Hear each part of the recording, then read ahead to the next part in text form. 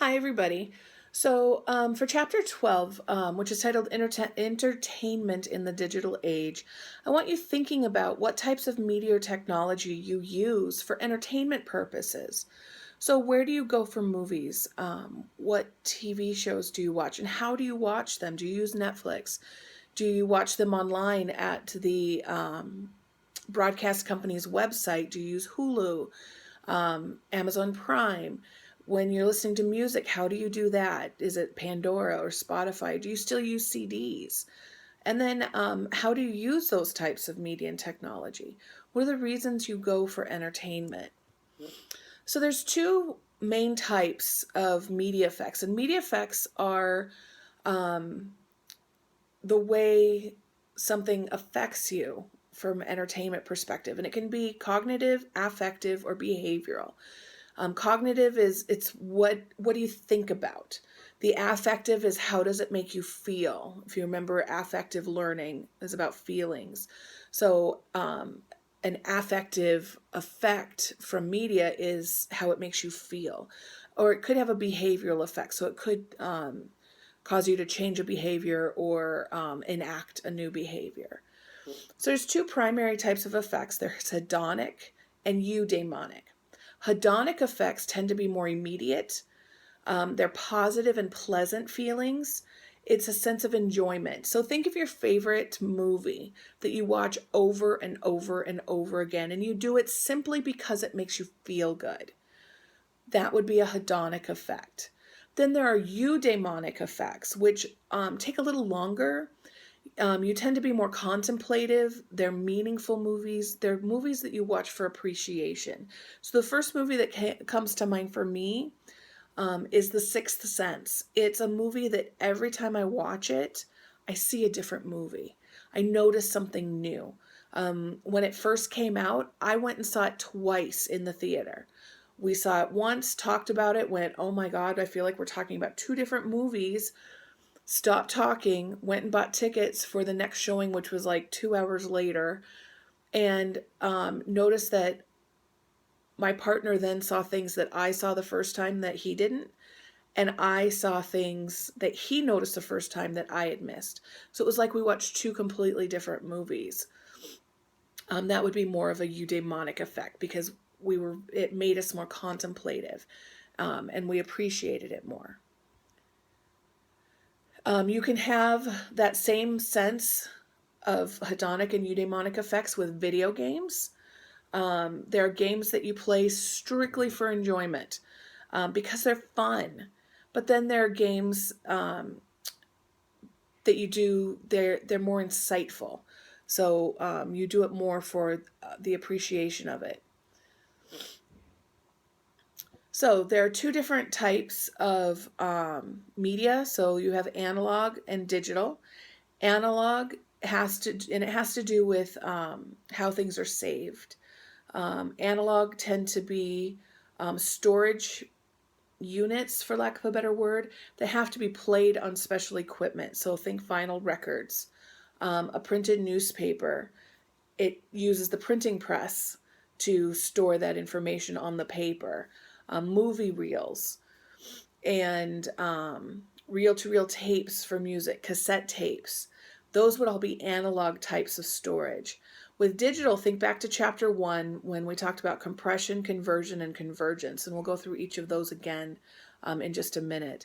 But you want to think about a sense of ephemerality, and this allows information to exist in smaller spaces, to be translated across formats and accessed across networks. So again, compression, conversion, convergence. So remember, compression is that it allows information to be stored in smaller and smaller spaces.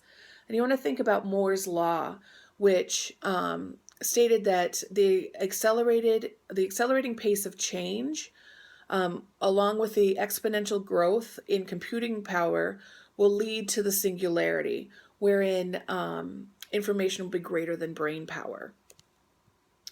Conversion is the different formats that information can be stored on.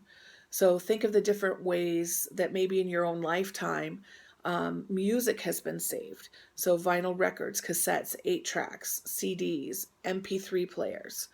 Those are the different ways that information has been converted to a smaller space.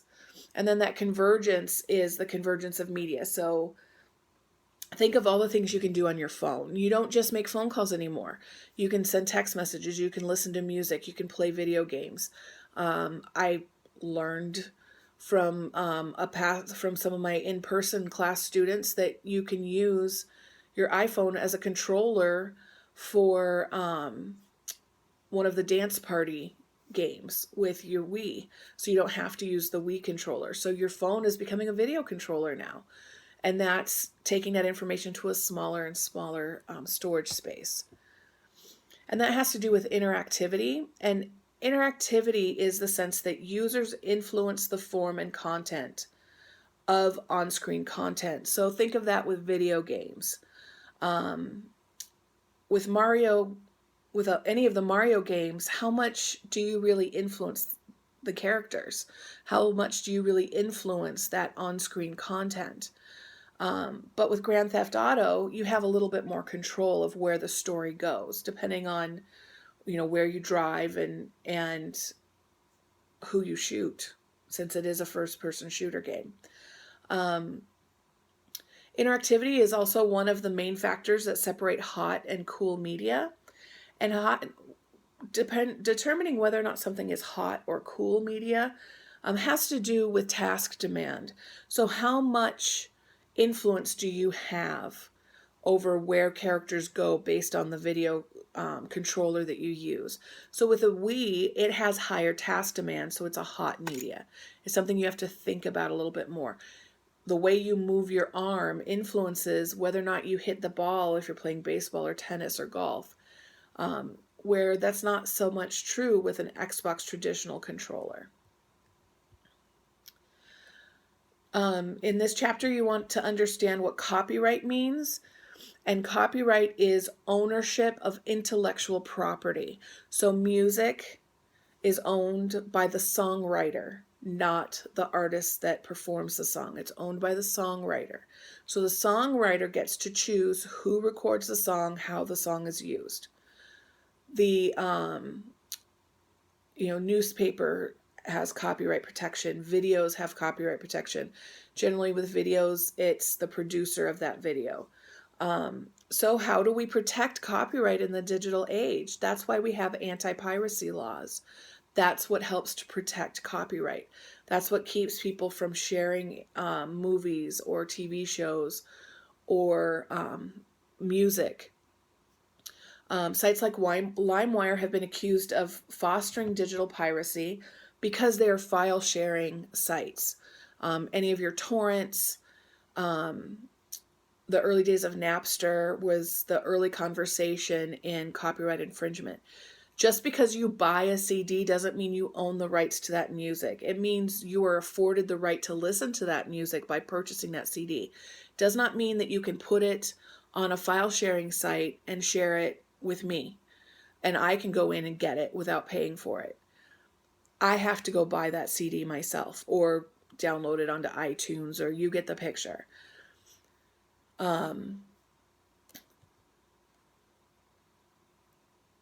Understand what SOPA is. Luckily, it has been solved for now, but it is something to stay aware of.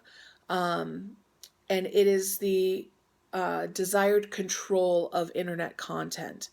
And there was a time not very long ago where a bunch of sites, Google, Wikipedia, went black for a little while to protest the U.S. Congress's attempt to